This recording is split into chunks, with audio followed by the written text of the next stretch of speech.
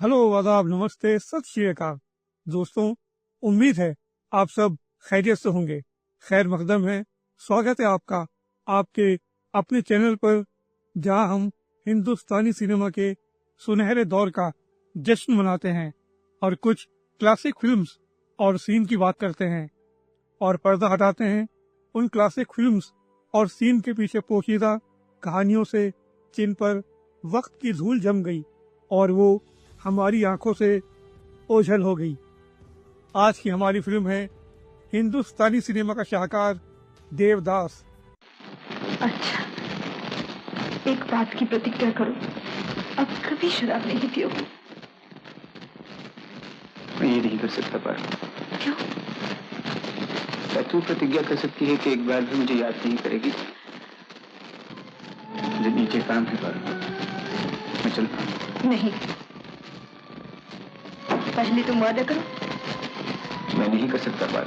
क्यों नहीं कर सकते? क्या सभी लोग सब कुछ कर सकते हैं? कोई करना चाहे तो जरूर कर सकता है। तो क्या आज रात तुम मेरे साथ भाग कर जा सकती हो? बिमल और साहब ने अपनी डायरेक्शन से देवदास को एक अलग ही मकाम पर पहुंचा दिया और वहीं दिलीप साहब ने अपनी लाफानी बेमिसाल अदाकारी से इसमें 4 नहीं 100 चांद लगा दिए। मेरा तो इलाज है, लेकिन उन लोगों का क्या होगा जो पीते भी नहीं और फिर भी यहाँ आते। जाने कितना दुख हुआ, मैंने पीना शुरू किया।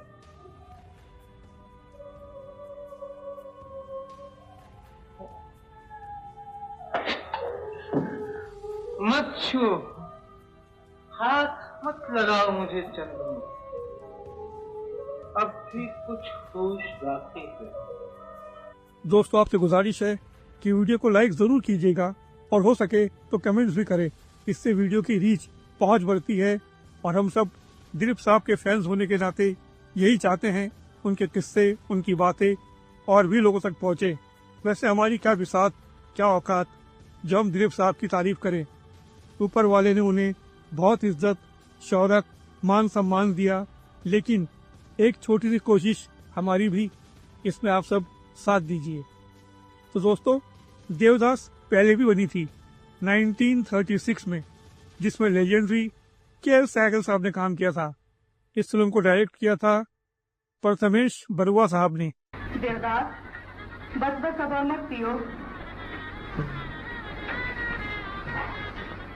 क्यों ना पियो? नए नए पीना सीखे हो, बर्दाश्त न कर सकोगे। चंद्रा, मैं बर्दाश्त करने के लिए नहीं, बल्कि अपने आप को भूल जाने के लिए और तुम्हारे घर आने के लिए पीता हूं, ताकि यहां से जाने के काबिल न रहूं, होश न रहे कि तुमसे बातें कर सकूं।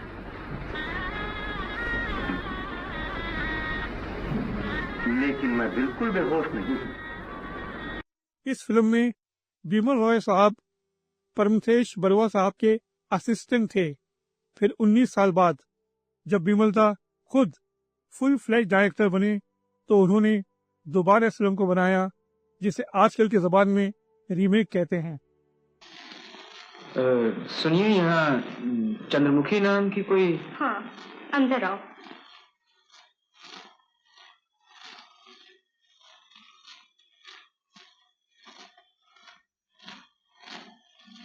अरे ये कमरा ऐसा क्यों?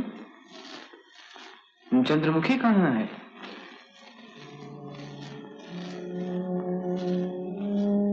तुम? ये क्या हाल हो गया है तुम्हारा? हाल कैसा? मैं तो समझती हूँ किस्मत जाग गई मेरी। इतनी जल्दी भूल गए मुझे। तुम कुछ दुखी मालूम हो रही। खैर, फिल्म देवदास में एक बहुत लाजवाब किरदार था चुन्नी बाबू, जिसके लिए बिमल दा ने मोतीलाल साहब को चुना। और क्या काम किया है मोतीलाल साहब ने, वाकई क्या नेचुरल, क्या लाजवाब। मैं खुद भी मोतीलाल साहब का बहुत बड़ा फैन हूँ बचपन से, लेकिन देवदास में मोतीलाल साहब के सामने दिलीप साहब थे। मुकाबला बराबरी का था, एक नेचुरल एक्टर, दूसरा मेथड एक्टर। टक्कर थी एक नेचुरल एक्टर और एक नेचुरल प्लस मेथड एक्टर की। अरे देवदास, अरे चुनी बाबू तुम, ये क्या सूरत बना रखी है? पहचाने भी नहीं जाते? क्या खबरें हैं? खबर बस यही है कि जिंदा हैं। तुम यहाँ कैसे? भाई कलकत्ता हमें रास नहीं आया, दिल्ली में एक नौकरी कर रखी है, उस सिलसिले में दौरे पे जा रहे हैं। आज यहाँ कल वहाँ। तुम कहाँ जा रहे हो? ये भी कुछ तय नहीं किया। मकसद? जिंदगी में अब कोई मकसद ही नहीं रहा चुनी बाबू। पहला सीन शुरू होता है जब देवदास उदास गुमसुम खड़ा कुछ सोच रहा होता है और चुन्नी बाबू शराब के नशे में आते हैं। वहाँ मोतीलाल साहब और दिलीप साहब यानी चुन्नी बाबू और देवदास के बीच गुफ्तगू होती है। इस सीन में दिलीप साहब ने अपने अंदर के दुख को, जुझलाहट को बहुत अंडर प्ले किया। देवदास चुन्नी बाबू से पूछता है, ये तुम रोज रात को कहाँ गायब हो जाते हो? तो चुन्नी बाबू कहते हैं, बड़े भोले बनते हो जैसे तुम नहीं जानते। यहाँ दिलीप साहब का कमाल है। बात हो रही है कोठे और मुजरे की। देवदास एक पढ़ा लिखा इंसान है, शर्मीला है, शरीफ है, वो चाहकर भी खुलकर नहीं कह सकता। यहाँ जिस अंदाज में दिलीप साहब ने 3 डायलॉग्स बोले हैं, जानता तो हूँ लेकिन ठीक से नहीं जानता। उसके बाद सुनह वहाँ जाके दुख दर्द सब भूल जाते हैं और आखिर में क्या आप मुझे भी अपने साथ वहाँ ले चलेंगे? देखिए दोस्तों, किस अंदाज में दिलीप साहब ने, देखने में बड़ा आसान लगता है, सुनने में बड़ा आसान लगता है, लेकिन दिलीप साहब की मास्टरी यही है। कितना अंडर पिलो और कितना एक्यूरेट सीन किया है। चुनी बाबू, ये तुम रात रात भर कहाँ गायब रहते हो? बड़े भोले बनते हो। तुम नहीं जानते? जानता तो हूँ लेकिन कुछ ठीक से नहीं जानता। तो ठीक से जानने के लिए तुम्हें मेरा जैसा अलबेला बनना पड़ेगा। सुना है वहां जाके दुख दर्द सब भूल जाते हैं। ठीक, बिल्कुल ठीक। फिर मुझे भी वहां ले चलो। सुन, मेरे साथ चलोगे? अच्छा, कल चलें। अभी तुम सो जाओ।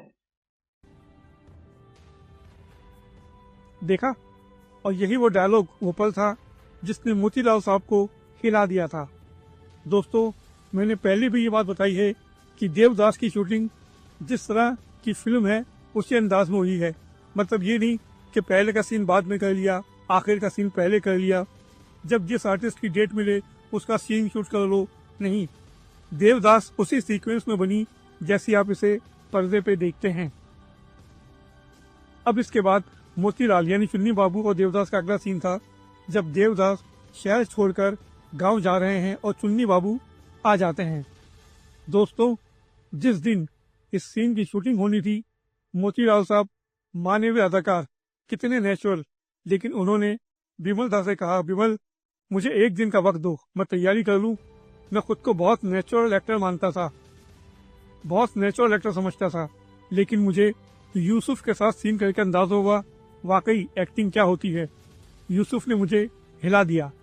ये मोतीलाल साहब की ग्रेटनेस है, उनकी महानता है कि इतना सच बोलने के लिए भी हिम्मत चाहिए। बिमल दा ने कहा, जैसा मुनासिब समझे। बिमल दा ने उन्हें 1 दिन का वक्त दिया। मोतीलाल साहब ने सीन की पूरी तैयारी की और फिर वो सीन शूट हुआ। और दोस्तों, ये बात ऑन रिकॉर्ड है, बिमल दा ने अपने इंटरव्यू में कही थी। पहले ये सीन देखिए। चुनी बाबू, मैं घर जा रहा हूँ। घर? फिर लौटोगे कब? अब मैं यहाँ कभी नहीं आऊंगा।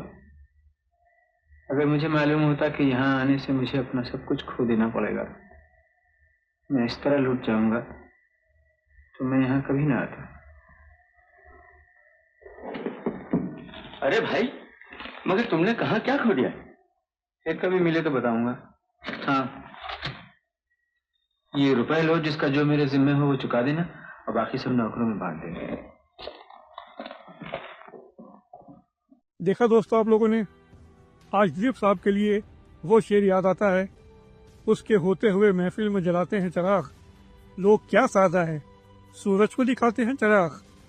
दोस्तों, अभी तो आपको देवदास के और भी यादगार पल सुनाने हैं, सीन दिखाने हैं, लेकिन आज का किस्सा, आज का वीडियो ये खत्म होता है। उम्मीद है ये किस्सा आपको पसंद आया होगा। कोशिश यही रहती है आपको नायाब किस्से, अनकही बातें पहुंचाई जाए। वीडियो को लाइक जरूर कीजिएगा, शेयर करें और कमेंट्स करके अपने ख्यालात का इजहार करें। फिर मुलाकात होगी अगली वीडियो में किसी दिलचस्प किस्से, बिहाइंड द सीन या म्यूजिकल स्टोरी के साथ। हर गीत के पीछे एक किस्सा है, हर सीन के पीछे एक कहानी है। अपना बहुत ख्याल रखिए, मुझे दुआओं में याद रखिए। Thanks for watching, take care, see you soon.